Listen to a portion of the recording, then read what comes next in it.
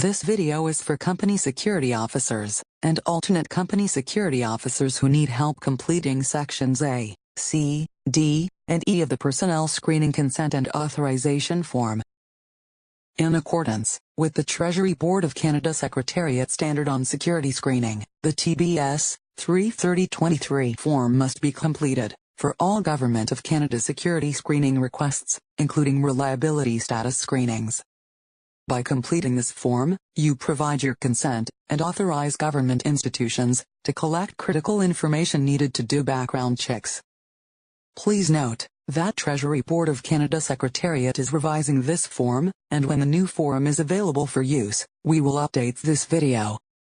The easiest way to fill out the personnel screening, consent and authorization form is by using the Online Industrial Security Services, commonly referred to as OISS. In the Online Industrial Security Services, OISS, you can e-sign your form, which means the original signature paper copies of the forms are not required. Using this option, both you and the individual applicant must agree to e-sign for the e-signature to be considered a valid signature. Also in OISS, if information is unavailable or unknown to you, you may add an explanation as to why the information is unavailable or unknown using the additional information field now available. You must choose only one of the following request types. A new request is needed for applicants who have never undergone a personnel screening before. It is used for applicants who already hold a reliability status and need a secret or top secret security clearance. It is also used if the applicant's previous security screening was expired. Lastly, it is used when the security screening has been closed out or terminated for more than 2 years. The update box is checked when an applicant's reliability status or security clearance is up for renewal. If the update is for a secret or top secret clearance, the TBS 33060 form must also be completed. The upgrade box should only be checked when an applicant needs to upgrade their security clearance to a higher level. It does not apply to reliability status screening requests. In the case of an upgrade, the TBS 33060 form must also be completed. The transfer box is checked when your organization needs to hire an employee who already holds a screening with another government department or private sector company. It allows you to transfer the screening over to your organization. In OISS, you can also request a copy of the applicant's existing screening by selecting duplicate as the request type. A clearance may be duplicated if a contractor needs to work for more than one company whose contract has a security requirement. The supplemental box is checked when an applicant needs to report a name change or marital status change. It only applies to applicants who already hold a security clearance at the confidential, secret or top secret level.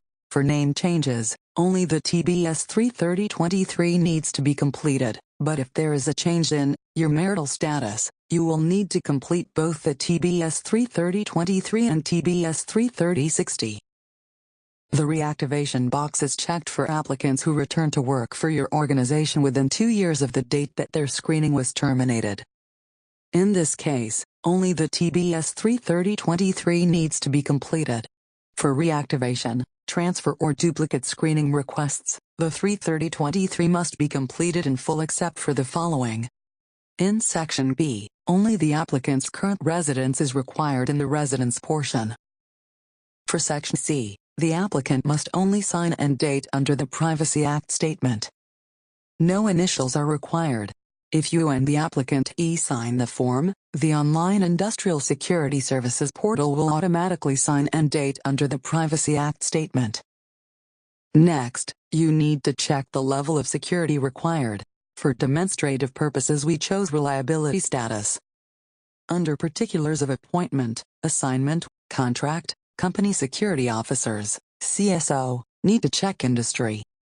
Justification for security screening requirement. Give your reasons for the application. CSOs can enter employment or government contract. Lastly, you must input your department, agency or organization name and address. Under name of official, you must put your name, followed by your telephone number and fax number. Here is an example of Section A properly completed.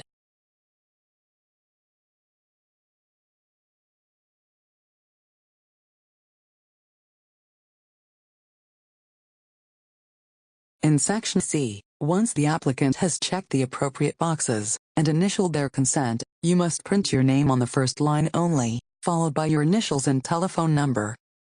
If you and the applicant e-sign the form, the OLIS portal will automatically input the initials, name and telephone number. If you are completing this form, and you are both an applicant and a company security officer of your organization, your alternate company security officer should complete this part for you.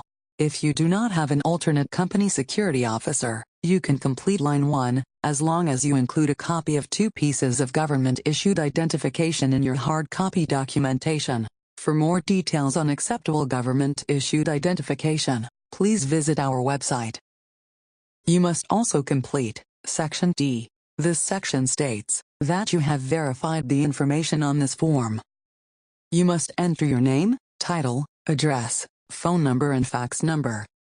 Section E must be left blank because it is for Public Services and Procurement Canada use. If you are applying for a new top-secret clearance, this is where you would place one of your employees' 3 passport photos. We would like to remind you that the criminal record check process, which requires electronic fingerprinting, is required for all new personnel security screening, reliability status, secret or top secret requests. They are also required when applying for an upgrade, update and signal intelligence (SIGINT) request. More information on the criminal record check process can be found on our website or by watching our video on changes to the criminal record check. Remember, if filling out your form by hand, or when choosing the original signature option in OLIS, you still need to send your signed and initialed hard copy form by fax, mail or email. All contact information can be found on our website. For manual duplicate submissions, you have to write duplicate by hand on the hard copy form right beside the transfer box in Section A. To help you review the form or for further application guides and checklists, visit our website.